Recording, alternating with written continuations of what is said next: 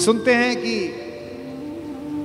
इंद्र माताली से, जो उसका सारथी है, जो उसका ड्राइवर है, उससे बोला कि रथ लेकर चलो। उसने कहा अभी तो दिन पूरा चढ़ा हुआ है, मैं कैसे आऊं? उसने कहा देखने आओ कि युद्ध कितना सुंदर हो रहा है। अभिमन्यु जिस दिन जा रहा था लड़ने के लिए, उसने सबके पैर छुए। युधिष्ठिर ने कहा जीते रहो मेरे लाल। धृष्टद्युम्न ने कहा जीते रहो मेरे बेटे। चाचाओं ने, नकुल ने, सहदेव ने गले लगा लिया अपने भतीजे को और कहा जीते रहो। जब उसने मामा के पैर छुए, कृष्ण के पैर छुए, तो कृष्ण ने कहा यशस्वी भव।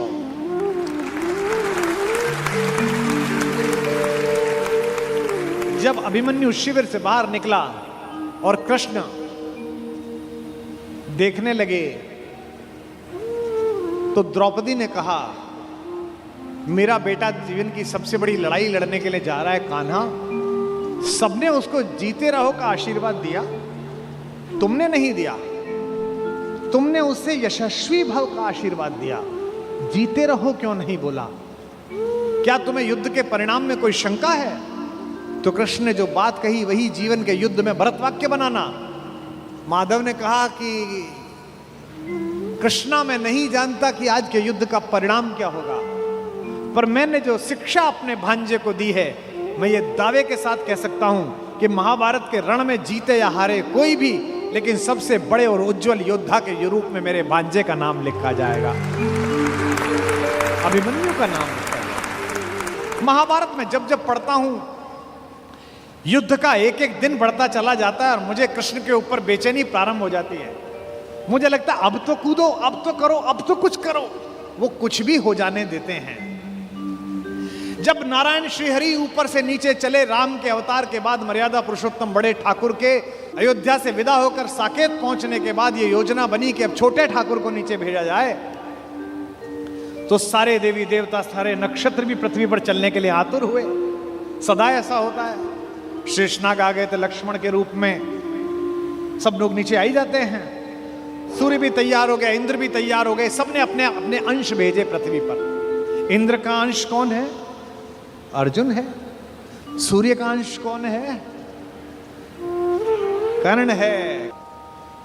एक देवता ऐसा था जिसने कहा जी मैं तो जा नहीं रहा, तो भगवान ने कहा अपने लड़के को भेज दे।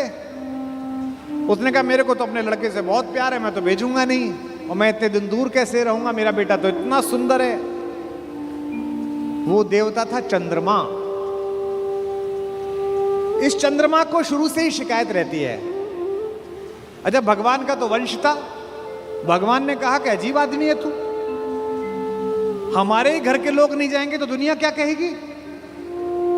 सूर्य अपना अंश भेज रहे हैं कर्ण के रूप में, इंद्र अपना बेटा भेज रहा है, अंजनी कुमार अपने दोनों बच्चे भेज रहे हैं नकुल सहदेव के रूप में, धर्मराज स्वयं उपस्थित हो रहे हैं युधिष्ठिर के रूप में, और तू नहीं चलेगा ना तेरा लड़का चलेगा। उसने कहा कि कन्हैया एक काम कर लो, लड़का ले जाओ मेरा, दो शर्तें हैं, एक तो लड़का आपके पास रहेगा, और बोले एक ये 16 साल का हो जाए तो उसे वापस भेजना पड़ेगा तुरंत। चंद्रमा का वो पुत्र क्या बन के आया?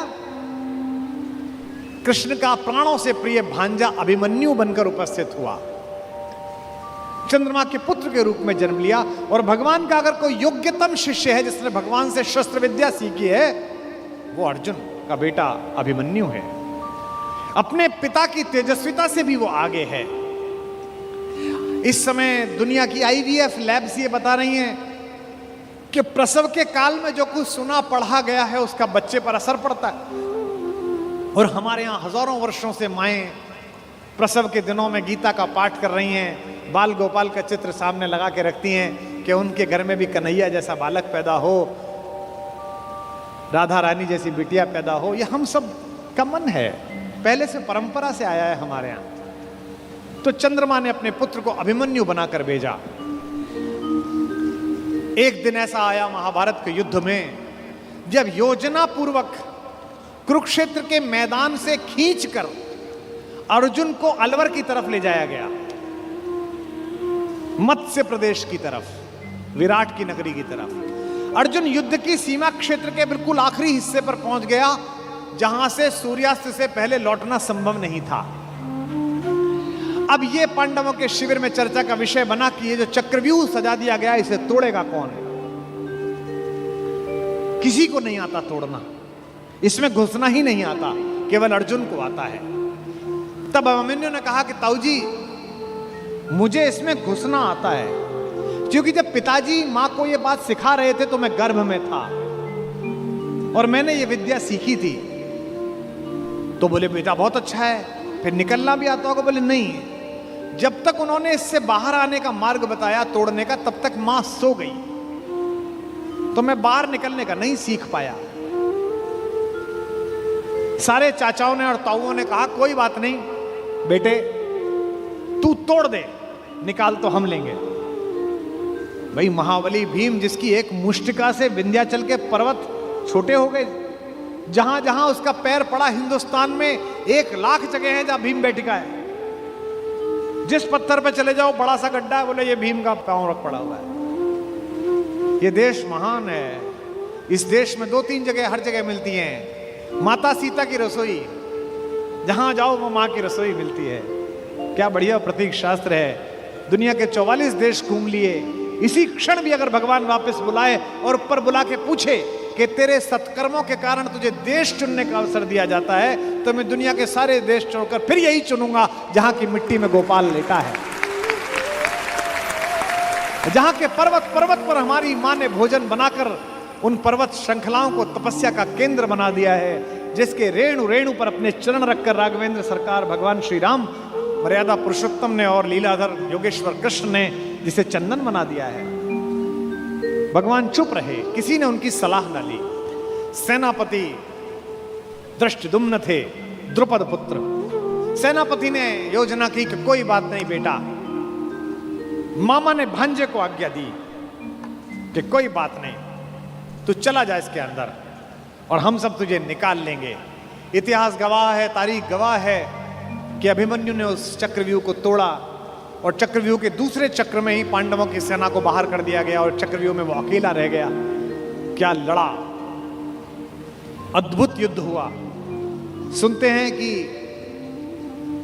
इंद्र माताली से, जो उसका सारथी है, जो उसका ड्राइवर है, उससे बोला कि रथ लेकर चलो।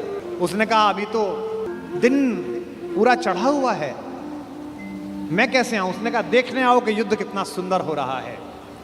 अभिमन्यु जिस दिन जा रहा था लड़ने के लिए, उसने सबके पैर छुए। युधिष्ठिर ने कहा जीते रहो मेरे लाल। धृष्टद्युम्न ने कहा जीते रहो मेरे बेटे। चाचाओं ने, नकुल ने, सहदेव ने गले लगा लिया अपने भतीजे को और कहा जीते रहो। जब उसने मामा के पैर छुए, कृष्ण के पैर छुए, तो कृष्ण ने कहा यशस्वी भव।